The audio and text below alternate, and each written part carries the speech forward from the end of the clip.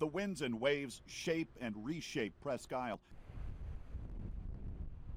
accomplices in a process that's gone on for thousands of years. More recently, man has jumped in, sometimes with plans that would have changed everything. The most dramatic of which was when we were about to try to give it away so that they could put a steel mill out here. So can you imagine having a steel mill here instead of this fantastic park? We came this close to letting that happen. That's just one story in a new book by David Frew and Jerry Skripczak. Accidental Paradise looks at Presque Isle's evolution over 13,000 years. At one point, that included debate over whether it should be allowed to wash away.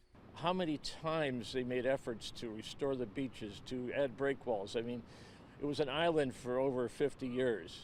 And you look at all that and you wonder, it's amazing that it's still here. The transition to a playground that attracts about 4 million people a year has, of course, turned the peninsula into a huge part of the region's development.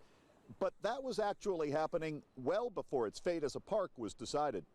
We owe Erie to Presque Isle, don't we? We do, absolutely. No Presque Isle, no Erie. No harbor, no Erie. No Presque Isle, no harbor.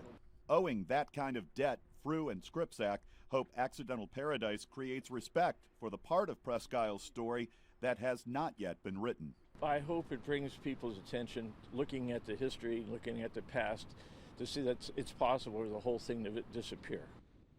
In Erie, I'm Sean Lafferty for Destination PA.